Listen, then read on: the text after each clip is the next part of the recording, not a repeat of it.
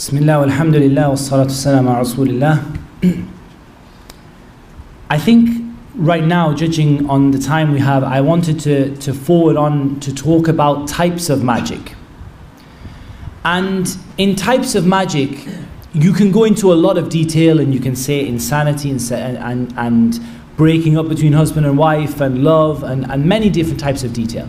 But what I actually want you to look at it from is the perspective of the magician in their books. How do magicians define magic in their books? Magic in the books of the magicians is divided into two major groups with some subgroups off on the side. The two major groups that magic is defined as by the magicians themselves in their books is sarfun wa atf. Sarfun is to turn someone away from something, to repel someone from something, to break up husband and wife, to cause someone to hate, to cause someone to break apart, to cause a family to break apart, to cause a child to hate their mother, to cause someone to turn away or to separate away from someone else. So separation, dividing, pushing people away, turning people away. But not just people, turning the jinn away from people as well. This is also a type of sarf. In other words, they will make a taweez that will turn the certain jinn away from others. You're being afflicted by the jinn and you go to a magician and you say to the magician, there's a jinn who's bothering me. He will make you an amulet that will push the jinn away by using other jinn. What's the problem with this? Because he's going to do so by committing kufr and by asking you to support him in committing kufr and by asking you to be involved in committing kufr. Go and bring me this. Go and bring me this to be sacrificed. Hold the knife, hold the bird, sacrifice it to other than Allah Azza wa Jal.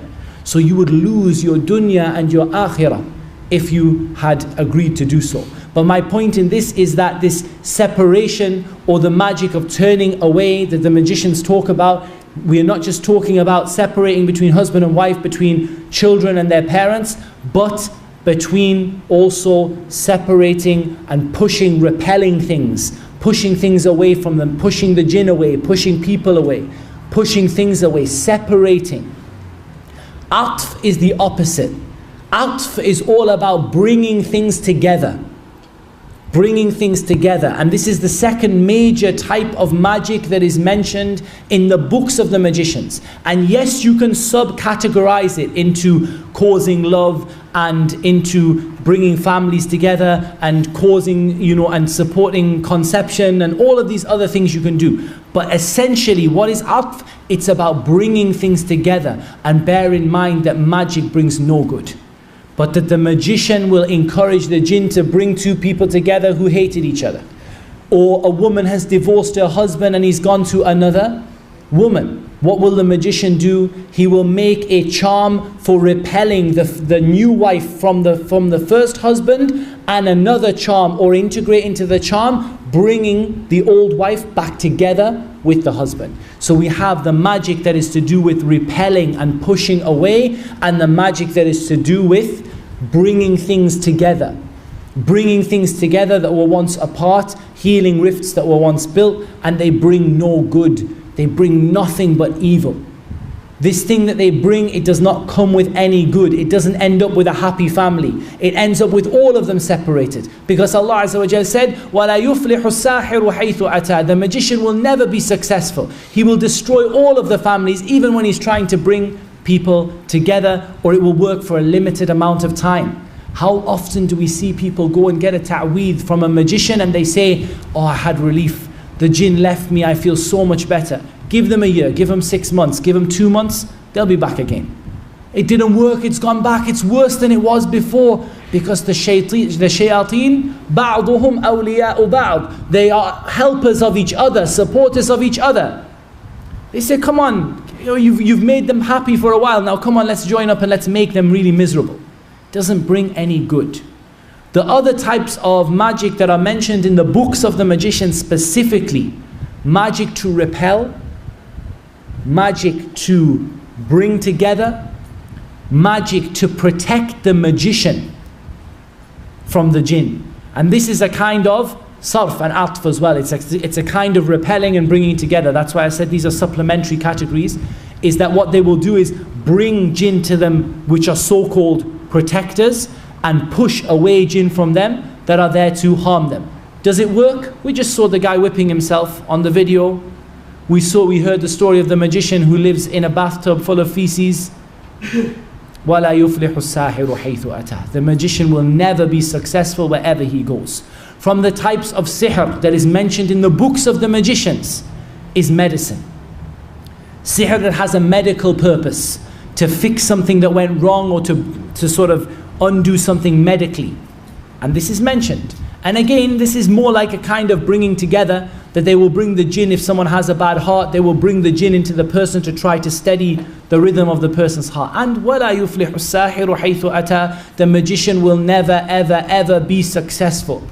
Whatever they try to do, it's going to fail. And of course, the worst kind of separation and the strongest kind is the magic of killing. And this is mentioned in the books of the magicians. And it's mentioned within the Sunnah as being the magic that was done to the Prophet ﷺ. The magic that was done by Labid ibn al-A'sam was magic to kill. Magic to kill. Subhanallah. So we have lots of other types of magic and subcategories. But broadly we're looking at repelling things, bringing things together, protection, medicine, and killing. And those three are kind of subcategories in a way, to a certain extent. And again, the magician mixes. They make a taweez that contains the magic that is related to separation, and a taweez that relates to bringing people together. Bring me some jinn, push some others away. Bring me one person, divorce the other one. Break up one family, bring the next family in. This is the kind of stuff that they do. And we're going to learn in the next module, insha'Allah, that each of these type of magic has a specific number associated with it. When you will open the magic charms, you will see the number that is associated, and by counting the numbers, or the number of squares, or the number of the numbers the squares add up to, or by counting the number of needles or the number of pins in the voodoo doll, you will be able to tell what the magic was done for. Example, the number 7 is associated with bringing people together. You find a voodoo doll with 7 pins. It wasn't done to kill someone, and it wasn't done to harm them. It was done to protect them. You find a rope with 7 knots. It was done to protect them, and it doesn't protect them against anything, because the magician will never be successful. So each of these has a number associated with it in the books of magic.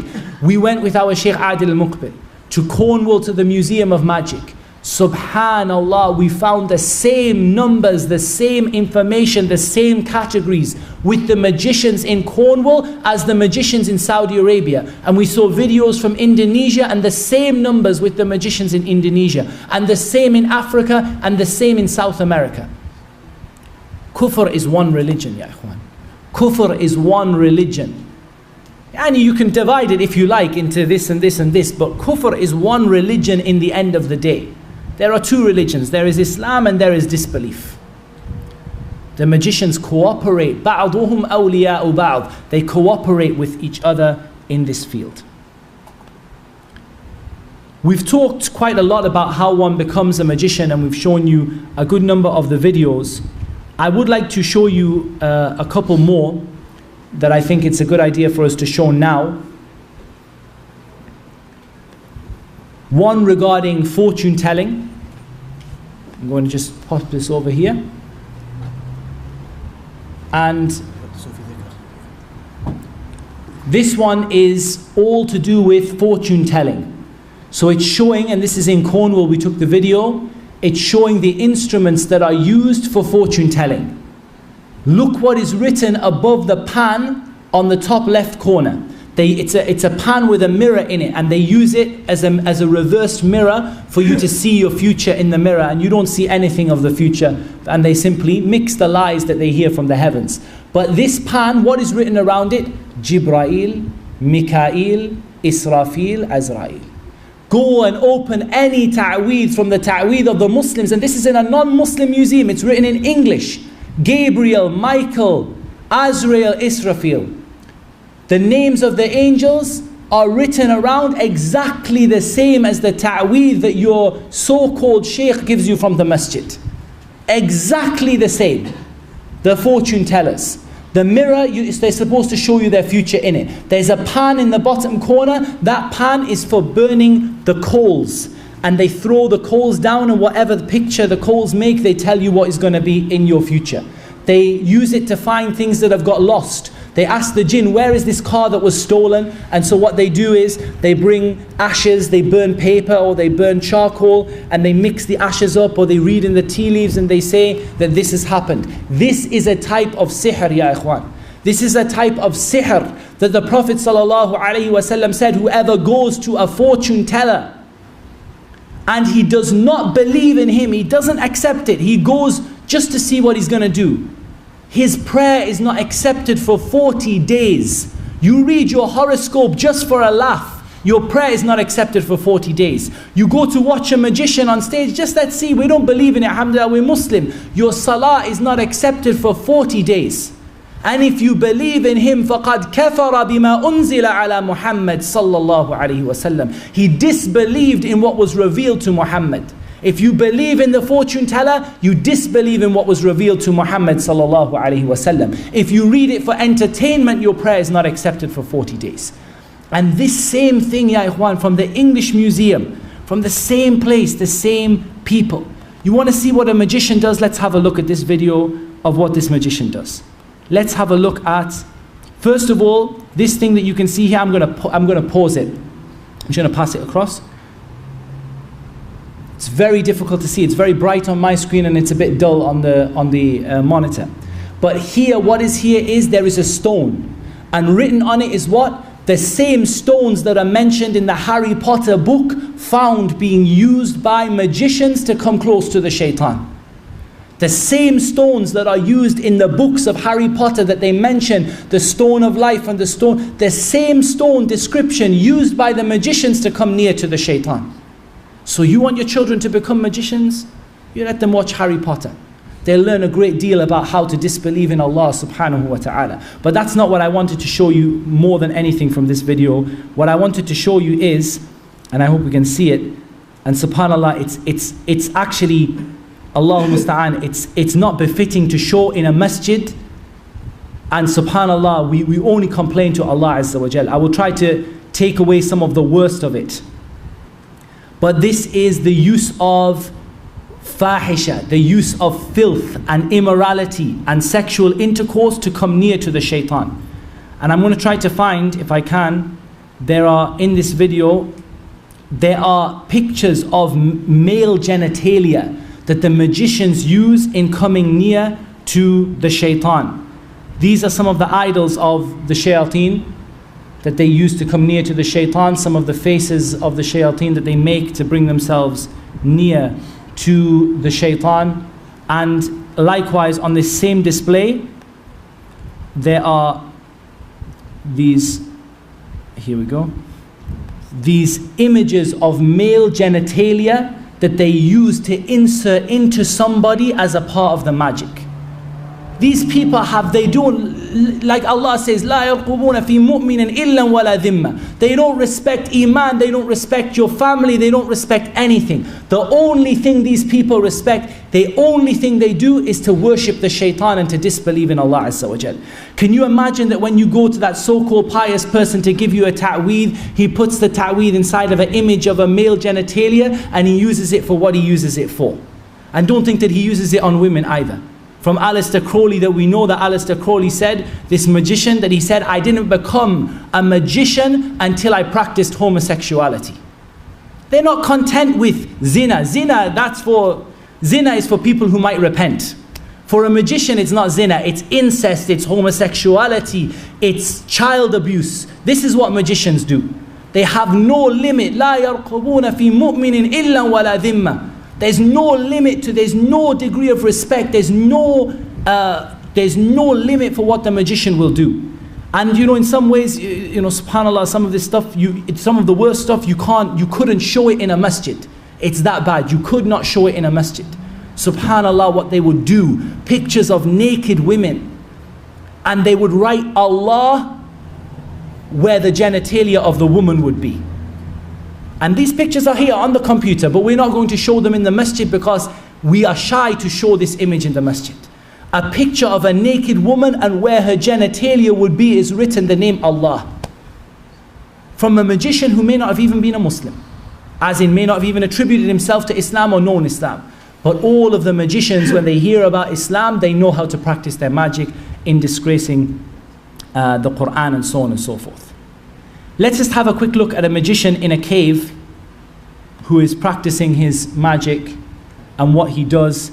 Again, this magician was caught and he was asked to show the magic that he did. You can see him here with triangles and candles. Candles are another means that the magicians use. He has the candles here.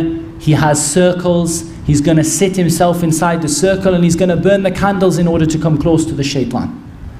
And he's going to mention the names. And you know what they say they did? They said, we were told to go and sit in the cave. Like this. And we wanted to come close to Allah. They said, say La ilaha illallah 10,000 times at night. So he started, La ilaha illallah, La ilaha illallah, La ilaha illallah. He came back, he said, Shaykh, I couldn't say it 10,000 times. They said, you're not a wali from the awliya of Allah. You're not close enough to Allah. You do it again. He said, I couldn't say, I tried to say La ilaha illallah 10,000 times. Fajr came before. And by the way, he mentioned here when he sits in this cave, he's commanded not to pray. And he's commanded to urinate and defecate in the circle and sit in his own urine and his own feces. While he's lighting the candles and he's asking them to bring them to the shayateen to come. Then what happens, like we said, he sat himself in this circle and he's doing what he's doing with these candles here. You can see him sitting in the middle and he's doing this filth that he's doing. Subhanallah. They tell him to say La ilaha illallah 10,000 times. He says, I can't do it. They say, okay, we'll give you a way that you can do it. Just say who. And this will be La ilaha illallah. So what does he do? Exactly what the mutasawwifa do. He sits in a cave and he says who, until they say, until the revelation of Allah descends upon him. But it's not the revelation of Allah, it's the shayateen. Look at him sitting with his back there uncovered, and he's sitting in worship of the shaitan. This was not a Muslim. This particular one was not a Muslim. He was not the one that was saying Allahu, but this particular one was not a Muslim. But he's doing exactly what the Sufiya do, word by word, step by step. Look, read the books of the awliya of the Sufiya. What did the awliya of the Sufis do? We went into a cave and we sat in a circle and we began to say Allahu, Allahu, who, until the shaitan came. Sihr, sihr. Magic, magic. Disgracing the name of Allah, disgracing the name of Allah.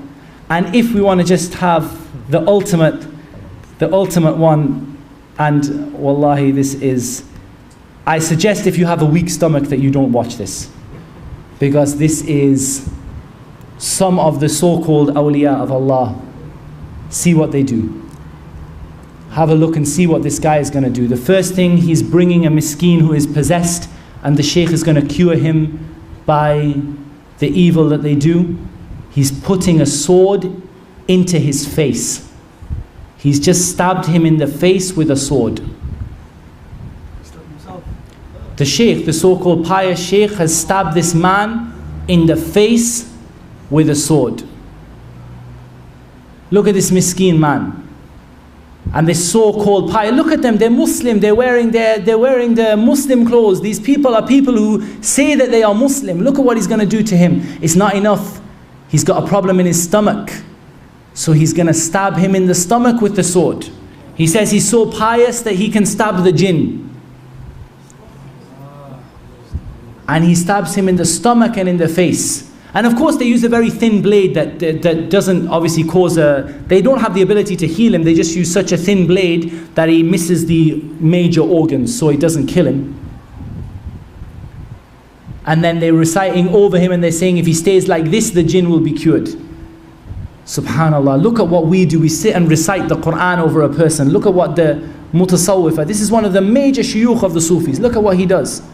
He says, now you're going to be better. You've been stabbed, now you're going to be better. But that's not the end of it, unfortunately. Lil Asaf, that's not the end of it. This is the Shaykh. This is the pious Shaykh. He has a tube in his stomach. He's extracting feces from his stomach. He's extracting his own material, his own waste material. He's extracting his own waste material. And I want you just to hear. Watch what the man is going to do.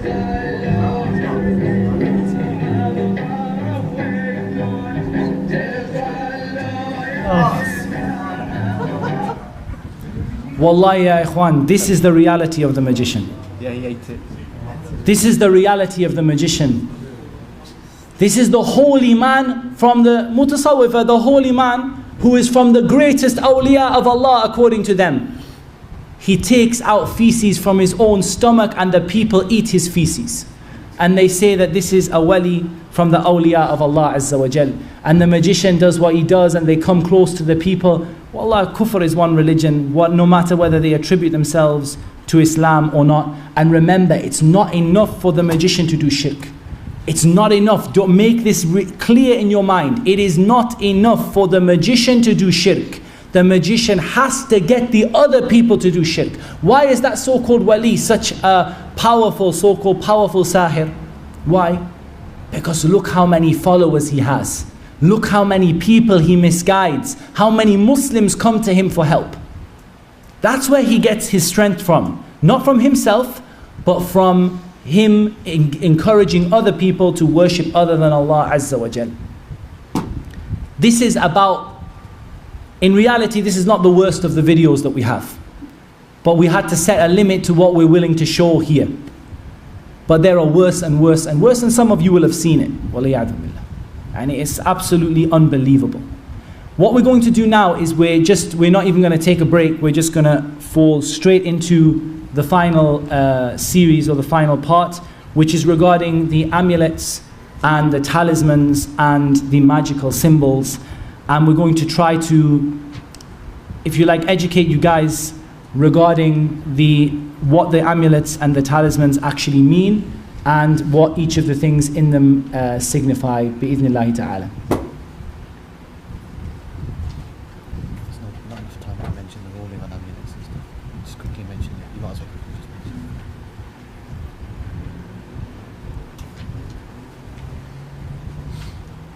We're going to start, inshaAllah, at the start, and we're going to try and take as much benefit from the various different slides as we are able to do. We saw on the previous lecture examples of amulets, and there's no doubt that amulets in general, we can divide the rulings of amulets into different types, those that are of the Quran and those that are not of the Quran. As for any amulet that is not of the Quran, if the person believes it benefits them and harms them besides Allah, they leave Islam. And if they believe that it has no benefit to them, but they wear it anyway, then they've committed the worst of the major sins. I.e., they have not reached the level of shirk, but they've committed one of the major sins in terms of an innovation. That's if they don't believe it has any benefit at all. As for that which is of the Quran, the correct opinion is that there is no difference between that which is of the Quran and that which is not of the Quran. And inshaAllah ta'ala we'll post an article on this later on because we are very short on time. Here's example of hair wrapped up in a kind of like a coil of a rope. Here we have shoes that have the sihr stitched inside of them. Here we have examples of amulets and talismans, and we're going to show some more examples of those later. Here we have some more, and here this was written inside a material and sewn inside women's clothing. So they had a time in Riyadh where what was happening was a number of women were becoming very sick, and they thought that there was a plague, and they traced this plague back. It wasn't a plague, it was a sahir who had sewn magic into a number of abayat, women's abaya, and they had given the abayat and sold them in the market, and so the Hayat al-Amr bil Ma'ruf and Nahy anil Munkar were able to go and to recall those things. Have examples of pouches, metal containers, locks and keys that have the magic built into them. Dead birds, dead animals. This is the tooth or the foot of something or other. This is an example of magic that is to be burnt. So it's inside of it, there are papers. Each paper says burn at a certain time. Burn at a certain time. We're going to cover the ruling on that and how to dispose of it in a moment. This is another example of papers that have been opened and what's inside. Notice these symbols and signs. We're going to learn what they mean, insha'Allah ta'ala. The person's name is written here. You see Sa'ad? The person's name is written there, and the person's name is written there, and inside there are each of these symbols. These symbols here have a particular name. They're known as a seal, as in S-E-A-L, a seal, as in a khatam, a seal, something you seal them by. And they're called the seal of the magician. Khatam as-sahir. Khatam as-sahir. An example of incense that is to be burnt and papers that are to be burnt alongside the incense. This is an example of some that are hung. This is an example of papers put in water, and the water is given to a person to drink. And this may be with their knowledge or without their knowledge. They may come to them and say to them, put this paper in, mix it in the water, drink a bit of the water every day. The same things are written just like this, these kind of symbols and signs. And we're going to learn what those symbols and signs mean, insha'Allah ta'ala. This is an example of things which are not sihr, but they are beliefs that people have. You tie a black cloth and it protects your car. You tie something to the front of your car and it protects it from accidents. This is an example of belief that lead people into sihr. These things that are hung from, these are the hands of Fatima. This is an example of sihr sewn into clothing. If one of the brothers could just move the projector slightly so we're catching, because at the moment we're catching a little bit of the left hand side. Just slightly, ever so slightly, so that we catch the middle of it. That's spot on. So there we have clothing that has the sihr and the amulets drawn and stitched into the clothing. Here, this one is stitched into clothing as well. Look at squares, symbols, talismans, amulets, locks. People say, I mean, when you talk about magic developing, magic doesn't really develop in the sense that the same magic is done that has always been done and that was taught and that the people learned. But of course they find new ways to implement it. So instead of tying knots, they may use padlocks. And they will tie the knot around the padlock. So they will tie the padlock, and around the padlock they will tie the requisite number of knots. Eggs. These are eggs that have writing on. These eggs are either to be smashed or they're to be put in a certain place. Every number, the number of eggs and the numbers written on the eggs has a meaning, and we're going to learn it insha'Allah ta'ala. Rings. The inside of that brass ring has got some of the names of the shayateen written inside of it. And we're going to talk about how to destroy that, because you can't burn it, it won't go away. Here we have some incense. This is mixed of various different kinds of incense. Some of it we use in the masjid, and there's nothing wrong with that. But when the incense, there's nothing wrong with the incense that is used when the intention is to perfume. But incense to bring the shaitan, to draw away the shaitan, this is from the types of incense that is used in magic. Birds. Notice here, the bird has the talisman tied to its foot, and it's left to fly in the air, and the person will suffer wherever the bird lands, and however the bird flies, the person will begin to suffer from it. This is the same example of the one that was inserted into the private parts of the woman who is menstruating in order to disgrace the Quran and the speech of Allah Azza wa Jal. The description of the magician is briefly mentioned here. The magician, sitting in places of filth and unclean places, disgracing the Quran, doing immorality, having an evil smell, and so on and so forth. He is appearing to be a pious person. he's eating or devouring the wealth of the people in falsehood, and he's claiming for himself rububiyyah, one of the signs of the magician. And again, you may find these in all magicians, you may find in some magicians. You may not find every description in every magician. This is very, very, very important. This is talking about the stars and astrology. Do not see them as completely separate things. Fortune telling and astrology has a key part to play in regular magic. We're going to see this is the star signs, and each of the star signs is associated with an element of the earth. And I want you to write this down. Each of the star signs is associated with an element of the earth. One of the four elements, sorry. Four elements are earth, fire, air, water. Each star sign is associated with one of those four elements. This is not true. This is all complete rubbish. But this is what the magicians use. Just because you're born in a time when you're supposed to be fiery doesn't mean you're fiery. Alhamdulillah, we don't take these omens. We say, oh Allah, there is no omen except from you, and there is no good except from you, and there is no God worthy of worship except for you. But this is what the magicians do. This is the knowledge they have. They divide people into one of the four elements: earth, fire, air, and water. And they adjust their magic according to the elements. We're going to see how in a moment. Here we have palm reading, reading the tea leaves, another form of fortune telling. Throwing the seeds, seashells. Throw the seashells, however they land, they determine the issue that you're asking about.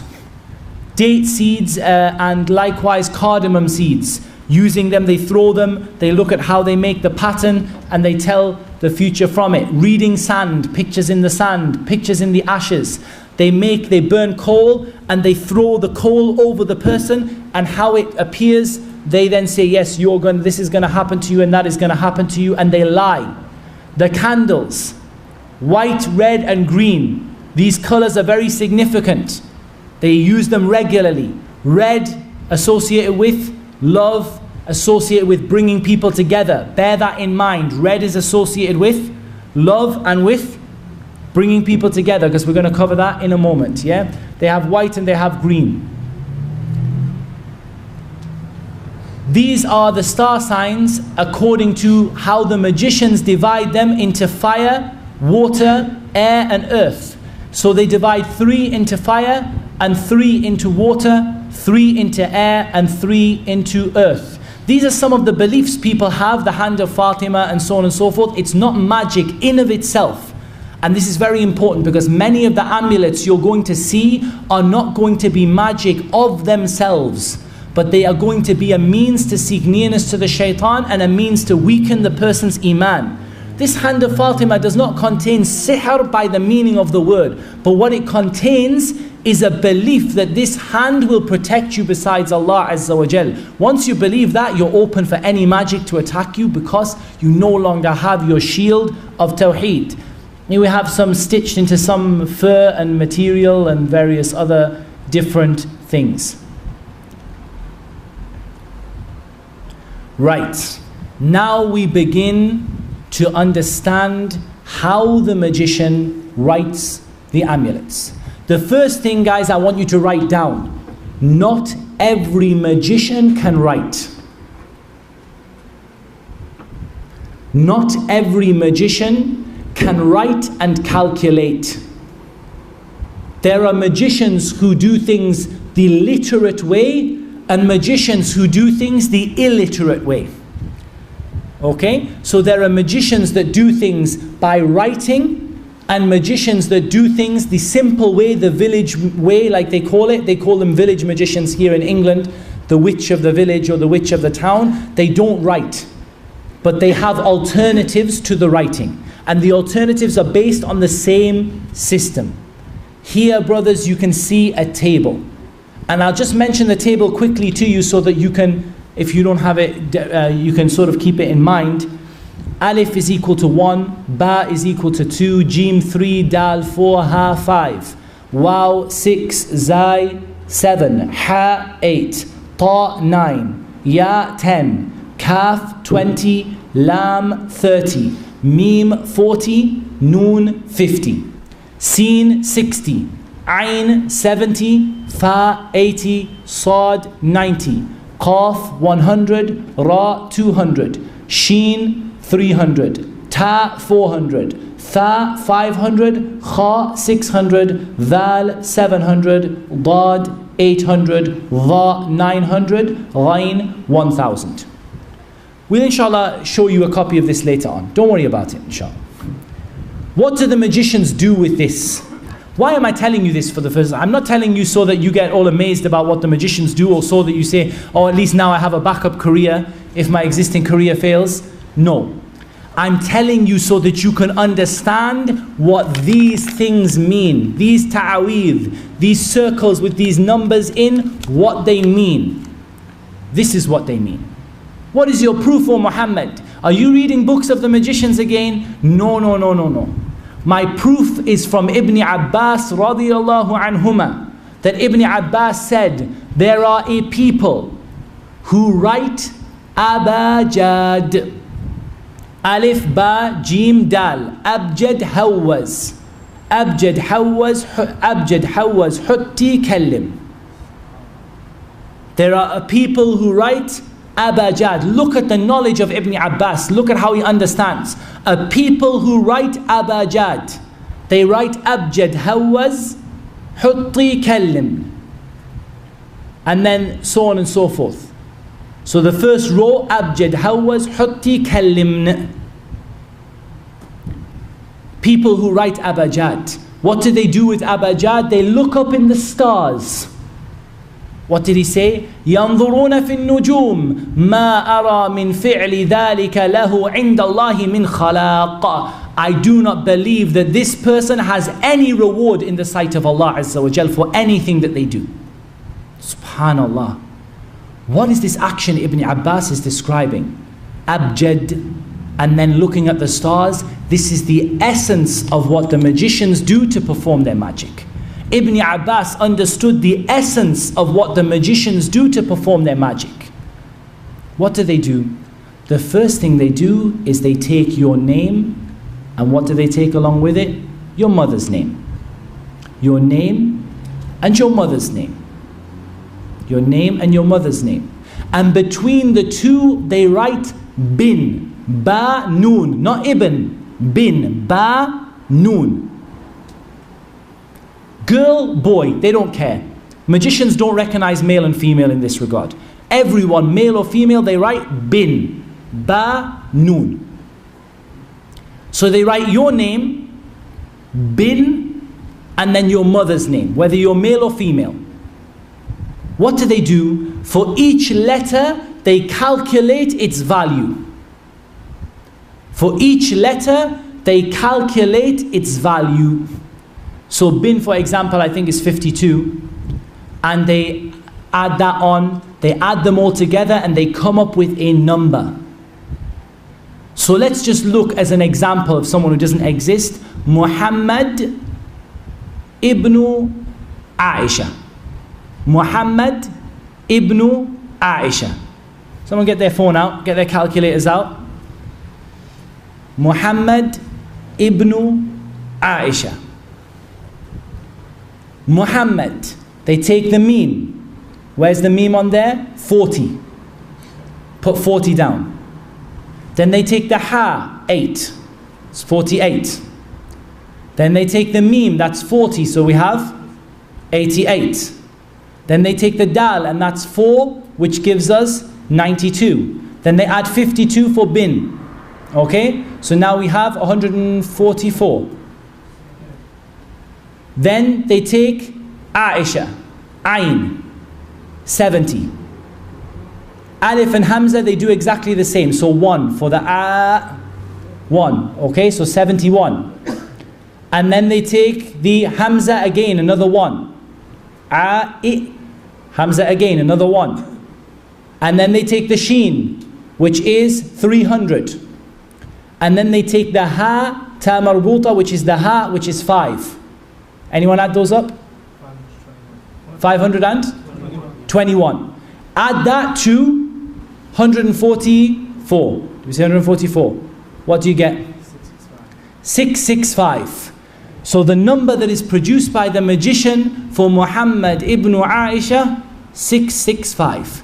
What does the magician do? He continues to divide it by 12 until he gets a number between 1 and 12. He continues to divide it by 12 until he gets a number that produces a number between 1 and 12. So the first time he divides it, what does he get? You divide 665 by 12, what do you get? 55. Then he divides it again by 12. 4.6. 6 and above, not 5 and above, 6 and above, they round up. 5 and below, they round down. 6 and above, they round it up. So what do they get? 5.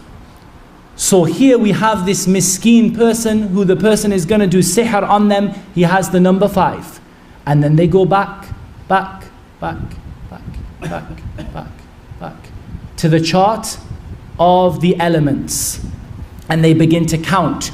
1, 2, 3, 4, 5. And they come up, they start, it's not clear on the picture, we'll show you in a moment where they start. And they come to 5. 5, they come up with it and they say, for example, I'll give you an example. They say, it's difficult to see on there. They say that 5 is, maybe that says earth, I can't see, it's very, very difficult to see. In any case, they say earth.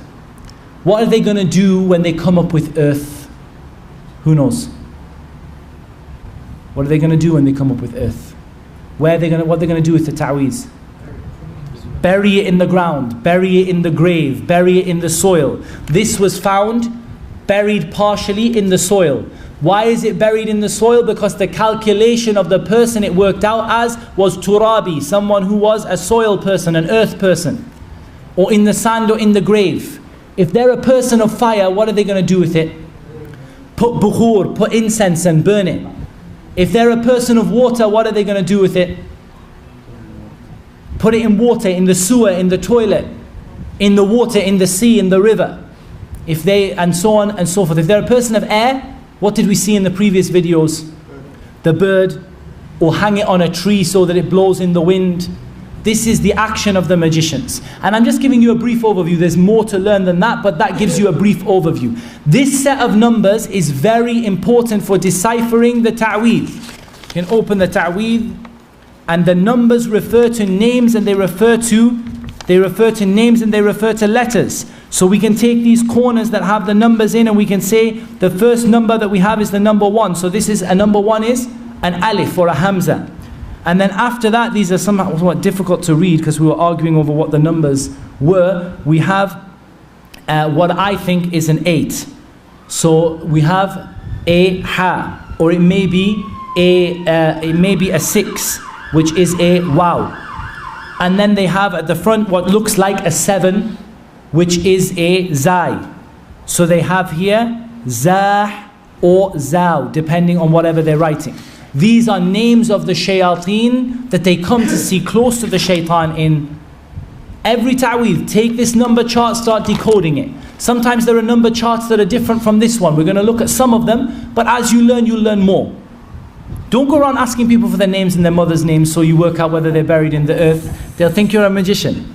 But just in general, it gives you, it just gives you an idea. Sometimes the magician gets it wrong. It's said in a weak narration, and Allah Azza wa Jal knows best, in a weak narration, that the Labid ibn al-A'sam calculated Muhammad sallallahu alaihi wasallam's name wrong. He calculated as Muhammad ibn Halima and not Muhammad ibn Amina. It's said in a weak narration. Weak narration, it's not authentic. If that's true, they said that's why the sihr didn't work. And Allah Azza wa Jal knows best, and it didn't work because Allah Azza wa Jal didn't will it to work. But it is genuinely true that there are times when the magician gets it completely wrong. But in general, this is how they do their work. These are what the numbers mean in general. We went to Cornwall, we found the same numbers in the English Museum with the English equivalents. A was 1, B was 2, J or C was 3, D was 4, H was 5, W was 6. So on and so on. The same numbers, the same codes written. One of them we found the same names of the shayateen that are written in this ta'weed here. We found the same names written on top of male genitalia with blood dropping out of it in a Dutch magician's house. Never seen, heard of Islam. And he writes the names of the shayateen, the same names, and he writes them in this to cause the person not to be fertile, to cause the person to become infertile. So he wrote it a male genitalia, and inside he wrote the same 9 boxes, and in each one he wrote a code, the same thing here, one of the names of, or 3 of the names of the shayateen, in order to bring them near to the shaitan. Let's look for a second at the next list. This one is the same letters, but this time we have symbols. Can you see there are kind of funny symbols? So along with alif, alif kind of looks like a straight line. But if you look at dal, dal looks like the Arabic word ala. Ala. There's something that looks like a mushroom or an umbrella, which is representing ha. Why am I showing this to you guys? So that you recognize that on the taweez, they may not write the symbols in Arabic letters. They may write them in this code. This is called al-qalam al-rawhani. Why is it called rawhani? They believe that every ayah, from the mubtadi'ah, we said who is carrying the knowledge in Islam? The people of bid'ah. What do they say? They say that every ayah has a spirit, a guardian spirit. A rawhani. Every ayah has a guardian spirit. And when you disgrace the ayah or you call upon the ayah, they say call upon the ayah, but in reality they disgrace it. What do? They believe the guardian spirit of the ayah comes to serve them. Shayateen, jinn. But this is what they believe. We write Ayatul Kursi in a certain way with these numbers, and the guardian spirit of Ayatul Kursi, who is in reality a jinn from the shayateen, will come and he will serve me when I write Ayatul Kursi in a certain way. That's what they believe. Al-Qalam al-Ruhani, the symbols they believe in. These symbols are present in the ta'weez. We can go back to these ta'weez that we showed you before. The same symbols are there for you to see in the same way that they were before. We can go back and flick through some of the symbols, some of the ta'weez that we saw before. And the same kind of symbols are there. See the same symbols. Same symbols. Here, same symbols. Here, same symbols. Same symbols are coming again and again and again. Here, same symbols. Same symbols. Same symbols. Magic is one religion. It's not the only way that they do it, but this is by far and means all of their methods come back to this. All of their methods come back to this method. So they may develop other alternatives, but they all come back to this same method. We found in the museum, in the Cornish Museum of Magic, some alternative letterings from these. But the same numbers, the same letters, but just different ways of writing them. So sometimes they write alif with a box and ba with a triangle, but it's the same concept, the same letters, the same names of the shayateen that are coming out in the end of it. Here we have this. This is written in Al-Qalam Al-Rawhani, in the same code. This here is written in this code. Do you know what this is? Hadi Khatam Surah Yasin. Allahul Musta'an. They tried to write Surah Yasin. Surah Yasin. What do they say? They say, we have Allah's greatest name. I'm going to write Allah's greatest name for you. And they write these symbols and these letters.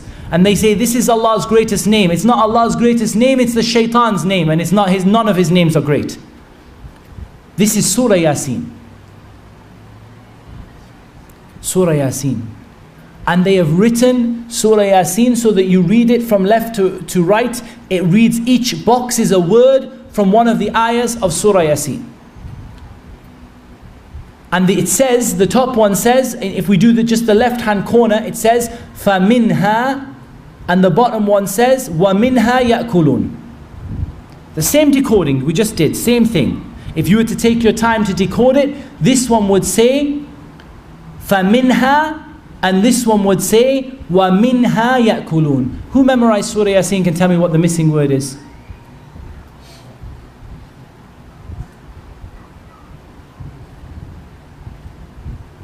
ركوبهم, huh? ركوبهم. وَمِنْهَا يَأْكُلُونَ. This word that is supposed to be here, in this box, is supposed to be the missing word between فَمِنْهَا وَمِنْهَا يَأْكُلُونَ. It's supposed to be the missing word here, but it isn't. It is a name from the names of the shaitan.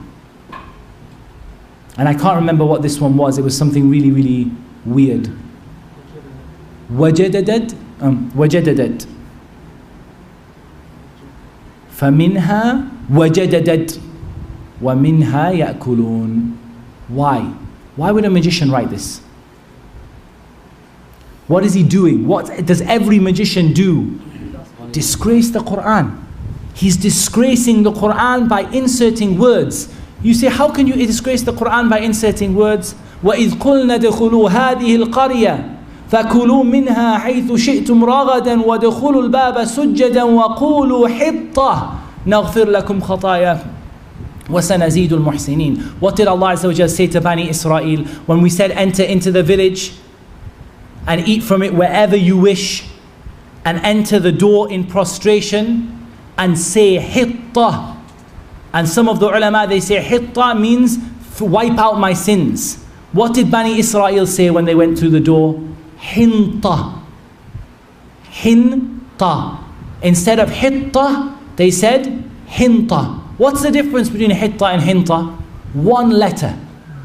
One letter they change in the ta'weez. One letter, and they disgrace the words of Allah Azza wa Jal. This is what they're doing here. One word. Rukubuhum, supposed to be here. Wajadadadat. One of the names of the shaitan, or disgracing the Quran. And it's written all the way along. So the ayah, this is another part of the ayah of Surah Yasin at the end, and in the middle again, wajadadadat. Disgracing the ayat of the Quran. This was given to a person and said, hang it in your house. It is Surah Yasin and it will protect you.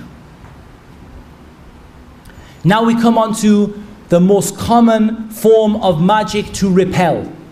Sarf, magic to repel. This is called Al-Muthallath Al-Ghazali. It's alleged to have come from Al-Imam Al-Ghazali, and we believe that Al-Imam Al-Ghazali is free from this. Because whatever you say about Al-Imam Al-Ghazali, and he made a lot of tawbah towards the latter part of his life regarding the ilm al-kalam that he fell into, but Al-Imam Al-Ghazali was free from this. This is absolute kufr, from the worst form of kufr. All of the magic of sarf comes back to this. All of the magicians who teach breaking families and breaking people apart, they teach it through this. 9 squares. Write down the number 9. 9 squares. Same one you showed me on your phone. Everyone's getting the Muthallath al-Ghazali out now. So a lot of you will have seen this before. The numbers will add up normally to 9 or 15. 276, 816, 357, 951, 438. The story of this is it was said to have been found in India by Imam al-Ghazali. And they add up to 15, and sometimes they add up to 9. And the number 9 is there, and because there are 9 squares, and the number 15 is there. What do these numbers work out? If we go back to the Abjad Hawaz, Hutti Kallim, what do we work out? Number 2 is Ba. Number 9 is Ta. Number 4, Dal. So we have the first name from one of the muluk of the jinn, one of the kings of the jinn, and his name is Batad. What does the magician do who wants to do this, who can't write? He wants to call upon Batad, this shaitan. He wants him to do work for him. He wants him to send his soldiers. So he tries to write Batad, but he can't write. What does he do? He takes the knot and he says Batad, Batad, Batad. So he does the same thing, the same magic, but he does it by saying the name over the knot and blowing upon the knot. Number 7, Zai, Number 5, ha. Number 3, jim. Zahaj. Another name from the names of the shayateen. So the person who wants to break up between husband and wife, he takes his knots, he makes his knots like this. He takes his knots and he makes his knots. Let me see if I can borrow this for a moment. He takes his knots and he ties his knots and he ties it tight and he says batad, zahaj, wa. And then he ties another knot. How many knots is he going to tie? 9 or 15. 9 or 15 knots. Over each knot he's going to mention the names of those shayateen as an alternative to writing down the things that he's going to write down. This was given to me today and I had no idea about it. I heard about it last night and I didn't ask them to bring it. The brothers brought it for me. 6 of Al-Muthallath Al-Ghazali, found in dirt. Why are they found in dirt? Because the person, they calculated his name to be a person who was turabi. He was associated with dirt. And here we have the numbers, all of them or most of them adding up to 15. The same thing, the same names of the same shayateen. Look through your phones and a lot of you have got experience of magic before. You'll find the same stuff. We're going to go through some amulets in a moment. Now we come on to the number 7. And the number 7, do you remember what we said about Babylon? Who remembers about what we said about Babylon, the ancient magic of Babylon?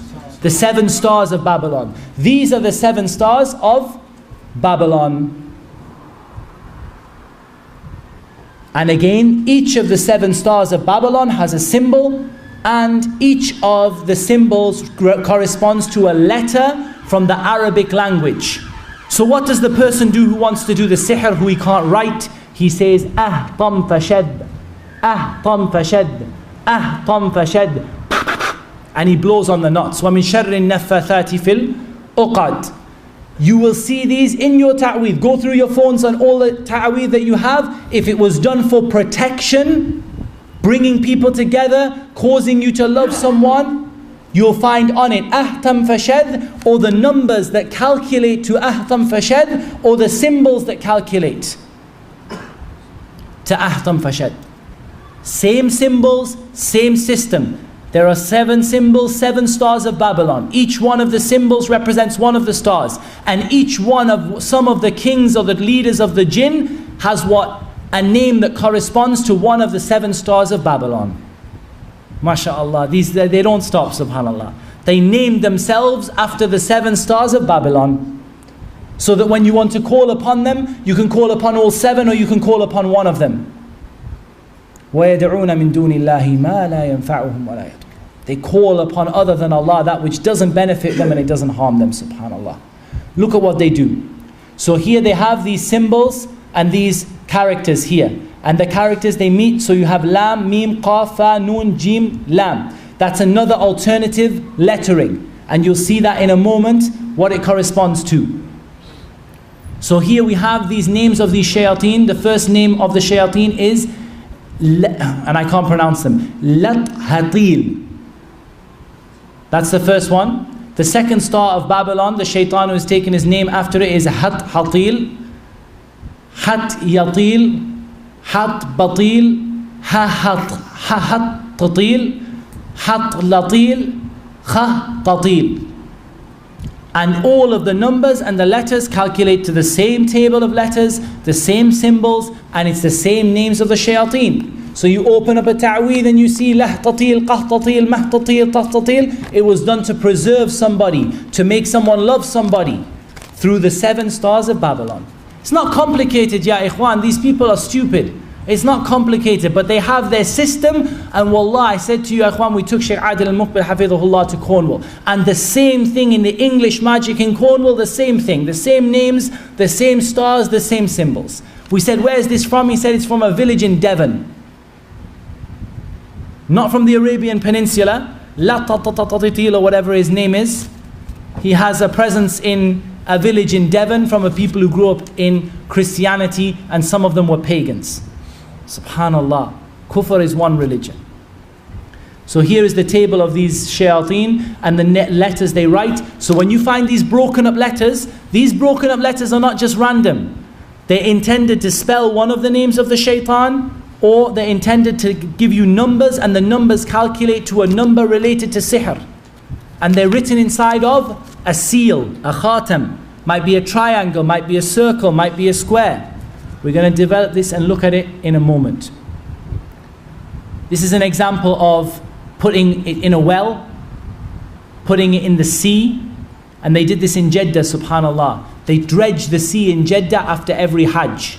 They dredge the sea in Jeddah after every Hajj. They send divers out and they bring back sihr.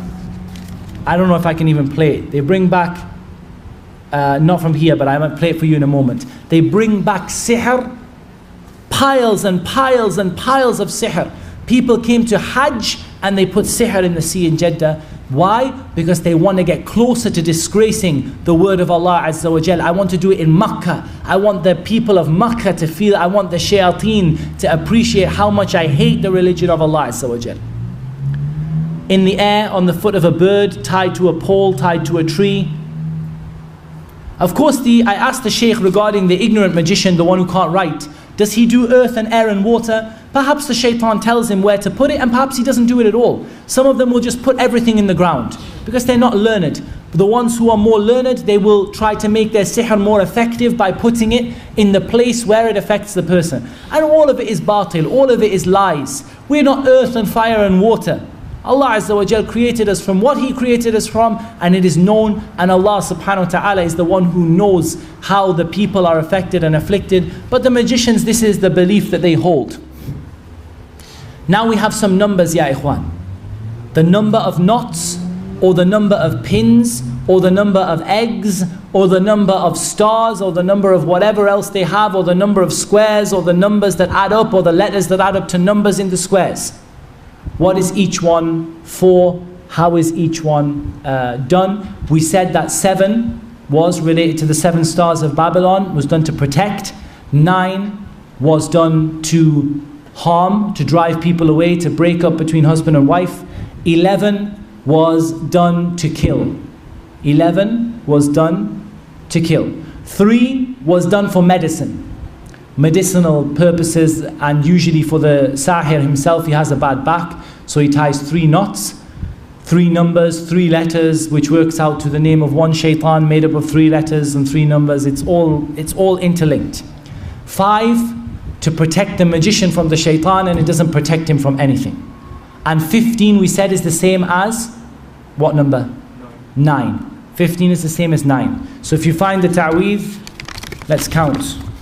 Here we have squares made up of 9.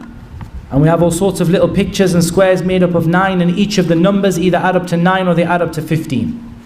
So this was done to separate between a person, to break up a family, to send some jinn away. What do you do if you find a mix of numbers? 7 and 9 together. We said they can, the 7 is for a reason and the 9 is for a reason. The 7 is to bring the girl he loves to him, and the 9 is to make his wife leave him. And like this the magicians do. 3 for medicine, 5 for protection, 5 for protecting the magician himself, 7 for bringing people together, causing love, bringing people into each other, 9 to tear people apart, 11 to kill. And the 11 that was to kill, if you can see this picture, I'll try to zoom it for you if I can. It's a picture of a comb, and it's tied 11 times with 11 knots, and the hair from the comb, the mishata, is tied 11 times. This is the example of the misht wa mishata that was done to the Prophet sallallahu alaihi wasallam, and Allah Azza wa Jal knows best. 11 knots with his hair from his beard and his head sallallahu alaihi wasallam, from his comb tied. The comb is separated into 11 separated groups, and each one is tied with 11 knots, and the hair is tied around. And Allah Azza wa Jal knows best. The number of knots, we don't have a firm proof for it, but we know that misht wa mishata, and from the experience when we found misht wa mishata before, we found that these combs are tied 11 times with 11 knots, and it's to kill a person, and they can't harm anyone except with the permission of Allah subhanahu wa ta'ala. Now we come to how do you destroy each of the ta'aweez. And I know this is probably going to perhaps for certain brothers cause a degree of controversy, so all I'm going to do is I'm going to say what I'm telling you now is what Shaykh Adil bin Tahir al-Muqbil told me. And the Shaykh has spent his entire life opening magic. And his entire, subhanAllah, that's his job. Day in, day out, his job is to find magicians and open magic. So what I'm going to tell you is what the Shaykh told us. That's it. Okay? Can I ask a very quick question about this topic before we move on? So this is almost like a code of conduct, is it? Where they're kind of signing this kind of contract and they're making this amulet or this taweez. But I mean, why do they care? Why do they have to abide by this? Why can the magic be broken by destroying a bit of paper? So why do they have to abide by this? Yeah, I mean, like if the shayateen are intent on destroying someone, why do they even bother? Why do they have to do that? Why do they even bother? If the shaitan is intended, it's a very good question. And the answer to this is that sihr is a knowledge. If it was a simple case of asking the shaitan to go and kill that person, that would be how it was done. But instead, sihr is a knowledge, it's a science. And this is what they know. This is the science that they teach the people. And you can download, unfortunately, books of magic from the internet. Same stuff, same numbers. This is what they do. And Allah Azza wa Jalla has decreed that this is how they were taught. This is how the magicians were taught. This is the knowledge that they found, whether they found it under the throne of Sulaiman, as some of the Mufassirin say, or they found it from some of the angels whom Allah sent as a test and a trial. But this is how they found it. And in reality, all of it is falsehood. In reality, none of it has any real significance in terms of us as Muslims. It doesn't have any real significance. But this is what the magicians do, and this is how they work. And this will help you to interpret what the ta'weez is for. First of all, this ta'weez here, what is it for? 7 stars. It's for? To bring people together for love. It's there to burn. Why is this stuff there to burn?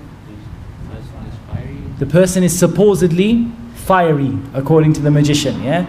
When you find this, what should you never, ever, ever do? Burn it. MashaAllah, tabarakallah. Why? Because this is the sihr that is designed to be activated by burning. Any sihr you find, we're going to talk about in a moment. If you don't know, tawakkul ala Allah, bismillah. Do what you have to do. But when it's clear that it's to be burnt, you don't burn it. What do you think you do instead? Recite some of the ayat over some water. Put the sihr from the burning and whatever into the water. If you can dry the paper out afterwards, you may be able to burn it afterwards. But the main thing is the bukhur, the incense and the powder needs to go in the water. Where are you going to throw the water away? Somewhere where people don't go. Somewhere, throw it, over in the corner of a park where nobody goes, in a rubbish ground. Throw it somewhere where nobody goes. Just in case, just as ihtiyat, in case someone is harmed by the magic that is taken into the water. Throw it away. Don't put it, in the middle of your kiddies' park where all the children play. Just as, a precaution. I'm not saying there's an evidence from the sunnah that it will harm, but I'm just saying to you as a precaution, put it where don't throw it, where someone's going to drink from it, or where it's going to go be mixed into people's drinking water and stuff like that, inshallah. Brother, can I just ask a quick question? I'm going to have to stop the questions in the middle for the simple reason that we might not get through. I'm looking at the time. I will definitely take your question, inshallah ta'ala, after, bi'idhnillah. Keep it in your mind, okay? Okay. This is brass or metal. How do you think we're going to dispose of this? Going to grind it or sand it down so that the letters are no longer visible. And if we want to put it in the water, we can put it in the water. But we need to grind down the letters. So you need to take a Dremel multi-tool or a file or a piece of sandpaper and just get sanding until the letters can no longer be read. Again, this is not my opinion. It's not Muhammad Tim, Shaykh Adil bin Tahir al-Muqbil, who is our Shaykh, our expert in removing magic. That's his job. He's the senior guy in Saudi for doing this. So this is what he says: file it down till the letters don't show anymore. When you have these pouches, you need to open the pouch. Pliers, scissors, open the pouch. Be careful not to drop the stuff that's in it, so you want to destroy it completely, insha'Allah ta'ala. How generally do we destroy then what is not to be burnt? It's not burning magic, and it's not brass magic. The Shaykh, he said, we burn it while reciting over Surah Al-Fatiha and the last two the last two surahs of the Quran, Al-Falaq and An-Nas. And he uses the evidence for this: would you not have burned it?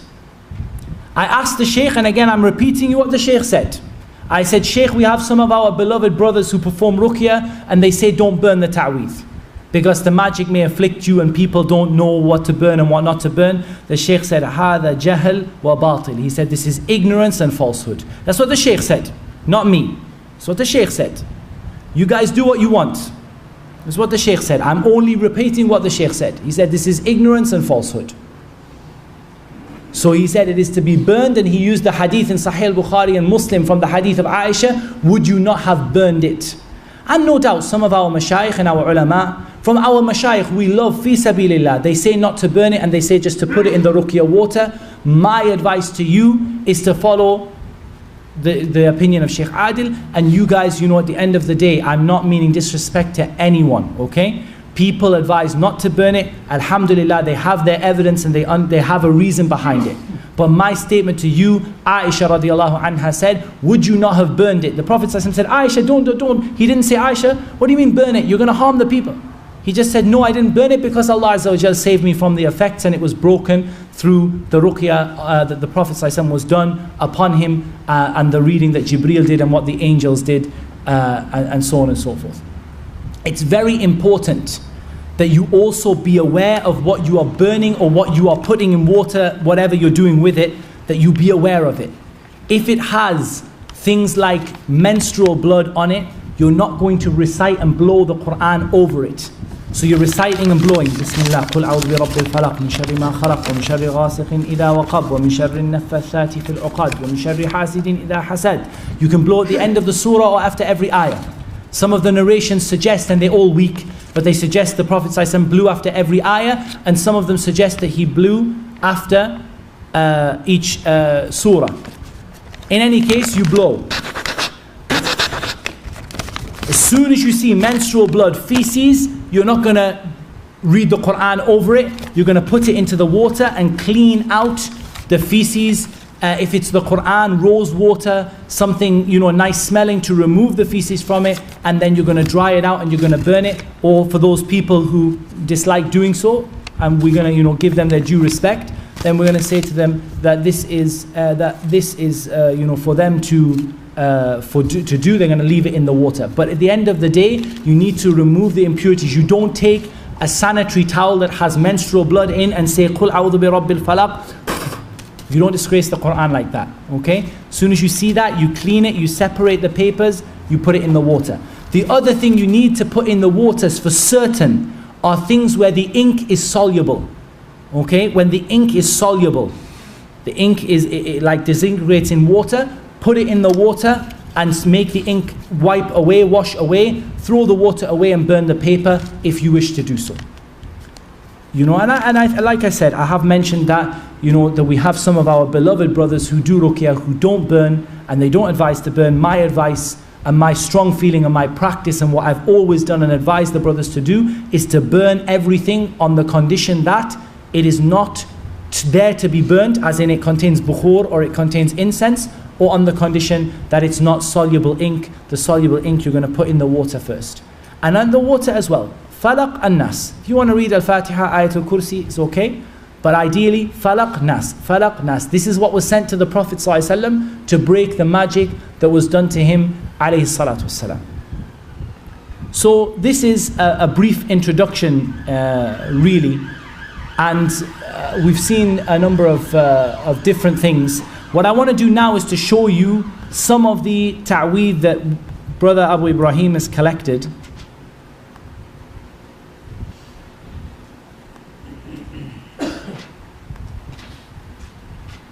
and we try to see what kind of things are written on some of them. Bear in mind, they only have to change one letter. Hitta, hinta. One letter to disgrace the Quran. Some of these ta'aweed are going to be proper, full-on sihr. Some of them are going to be less than that. And we got still to find time for the videos at the end, inshallah. So we're going to have videos of them destroying the magic and so on and so forth. See here the numbers? This is probably a surah of the Quran. This is probably here a surah of the Quran, but we can decipher the numbers. One is alif, ba, and then here we have abjad, abjad, a. So we have abjad, which is the beginning of the magician's letters, and then we have a. And then we have some more stuff written. Maybe some of these words are words from the Quran, and they're doing it to disgrace the words of the Quran. If it's 3 by 3, it's probably been done to break someone apart. If not, it may have been done for other reasons, or simply just to disgrace the Quran and to seek nearness to the shaitan. Because not every ta'weed is the actual contract. Many of these ta'aweed are not the contract. What they are there for is they are there as a taqarrub to the shaitan, as a means of seeking a qurban to the shaitan, a means of sacrificing to the shaitan. Some of these have written on them that the woman, if she's pregnant, she ties it onto her left arm. Subhanallah, look at the belief of the people. Allah musta'an. I'm trying to find some that are clear on the screen. Here we see, can you see it's like a diamond shape? I'm looking at the same screen as you, but I can see there's a diamond shape. Inside of the diamond shape there's a square. These are the seals of the magician. He does squares and shapes. The shapes are known as the seal of the magician. Okay? We have... That one previous had Ya Jibreel, Ya Israfil. This one had on the corner? One down. I'll let you, we share the mic, inshallah. The one further down. This one in the this one had the Quran recited in the middle, written in the middle, and in the corners it had Ya Jibreel, Ya Israfil, Ya Mikael, Ya Israel. So the same 8 names as the magic. And the same names as we found where? In the English Museum of Magic in Cornwall. Subhanallah, the same thing. Do you see the letters there? Arabic letters written around the words, disgracing the ayat of Allah Azza wa Jal. Numbers with meanings the names of the shaitan. And then 7, whatever that is, abjad, hawaz, maybe zai.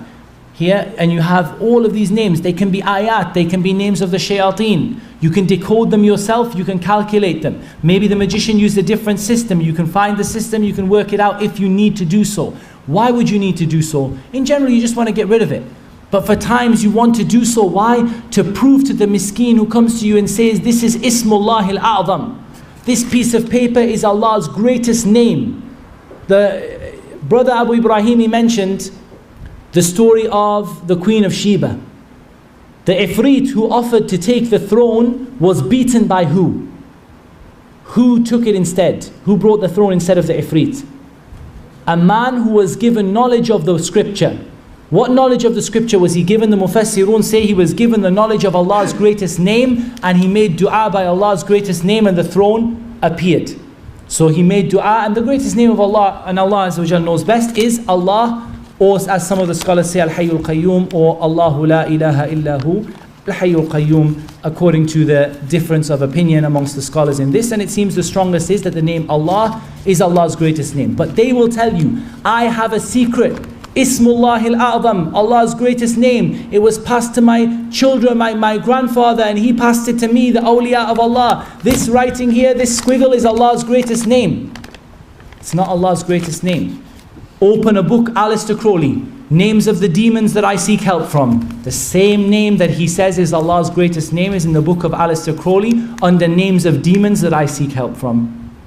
Subhanallah. Because the magicians in this country, they don't fear Allah Azza wa Jal, they don't fear the people, and they don't fear the sword, so they openly tell people of the magic that they do. Look at all of these symbols here in the squares, all of them based on the same thing.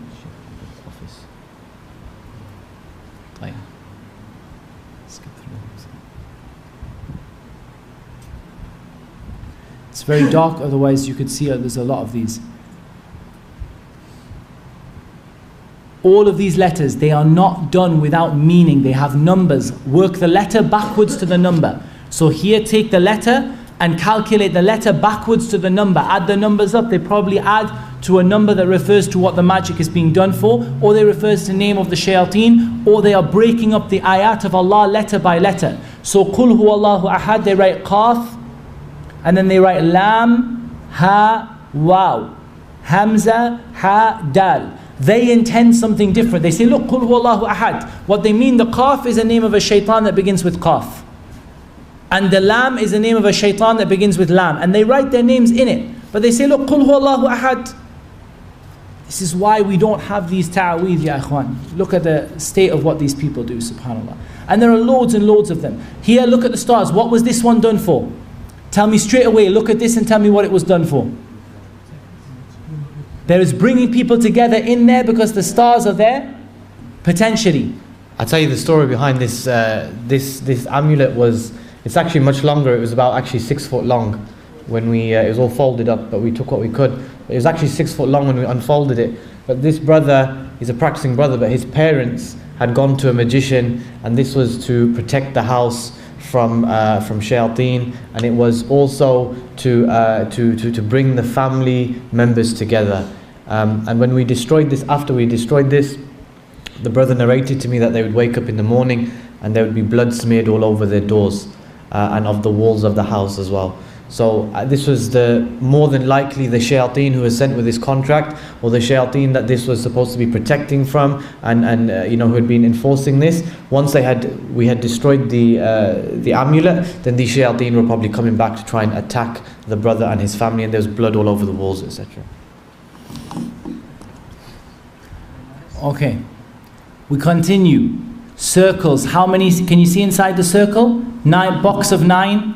Inside the circle there's a box of 9 squares. It was done to break a family apart, or to seal the breaking inside of a circle. So to break a certain part of the family apart, but not another part of the family. And we keep going and going and going. We have a wide collection.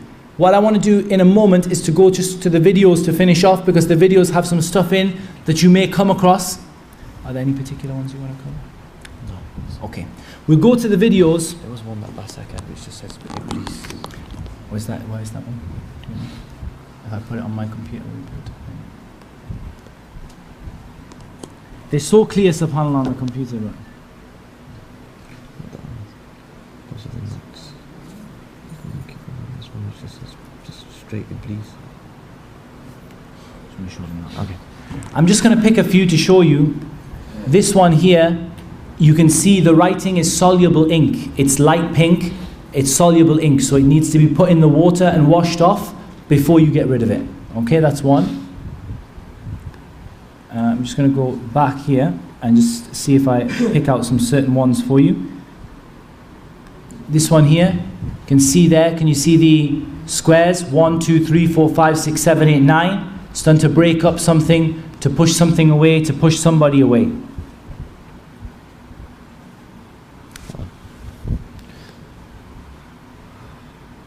Have a look at this one, ya ikhwan. It's very, very difficult to see, but it's full of these words. What does that say? Iblis. Iblis, Iblis, Iblis, Iblis, Iblis, Iblis, Iblis. That poor miskeen person was probably told that that thing around their neck was Surah Al-Fatiha and Ayatul Kursi.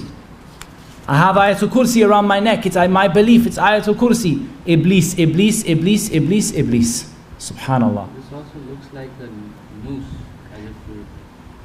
It looks like a noose, but they draw things. I think they've written it's as though they've written a khatam, a type of a seal, which is an open-ended circle, or a ha. And inside of it, they've written the word Iblis, and part of it is open. So Allah knows best what they intend by it. Let's go quickly, just to finish off in the next 5 minutes, very, very, very quickly before we begin the salah, regarding some of the videos of destroying the magic and the magic that was done. I'll try and show you the most important first, because I presume that we're going to run out of time. Okay. They're opening a box. And in the box, what we're going to see, yeah, not a lot, because you can see it very clear on the computer. You've got eggs in there. You've got bits of material, bits of cloth. You have a knife or a pin stuck through the inside of the bird. In fact, you know what I'm going to do? What would be easier is to move it onto here and just to describe you what we have.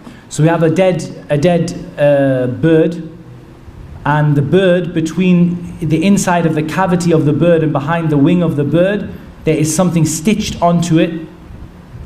We have eggs. 1, 2, 3 plain white eggs. 4, 5, 6, 7. Now what do we have? 7 eggs. 7 eggs go in the box. 2 more eggs. Hold on. We've got 2 or 3. 4. That makes 11. And now we have some knives. 1, 2, 3, 4, 5, 6, 7 knives. 8 knives, 9 knives, 10 knives, 11 knives. 11 eggs, 11 knives. Someone's trying to kill somebody.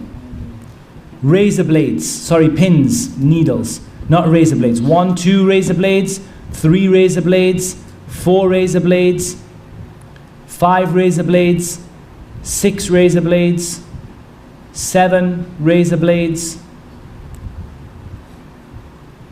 8, still going, 9, 10. We have a box full, a bag full of stuff that looks like, it looks like lentils or some kind of something like that it's buried in.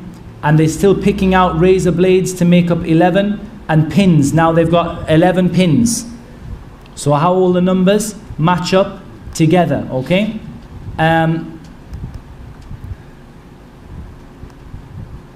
This is nice and bright, so I hope that this will show relatively well on the screen. They're destroying a taweez. Don't worry about not seeing this too much, guys. We will overwrite it on the videos on YouTube. You'll be able to see it very, very clearly, inshaAllah ta'ala. It's nice and clear on the screen. It's just the projector and the light from outside makes it difficult to see. So they're opening up the taweez.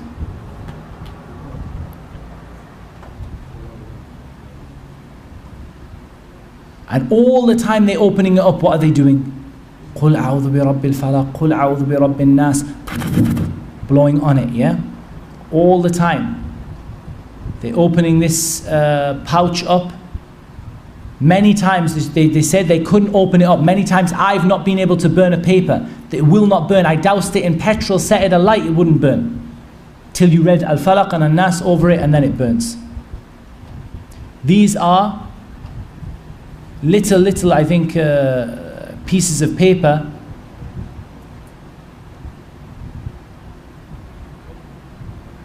as he's opening it. What's he going to find inside?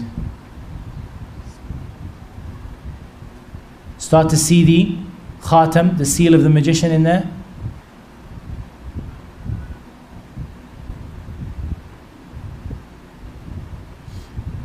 Rope. When there are knots, you must cut the knots. You must open and cut the knots, okay? Each knot, take a razor blade. Get yourself in your taweez kit, we're going to talk about the kit that the Raqi has tomorrow. Razor blades. Take a razor blade, cut each individual knot open and blow on it. What's inside?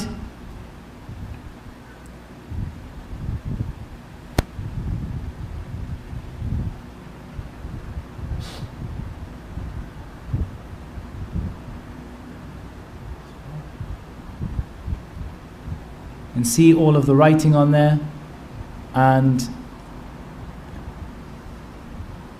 that's one ta'weed, that is. opened.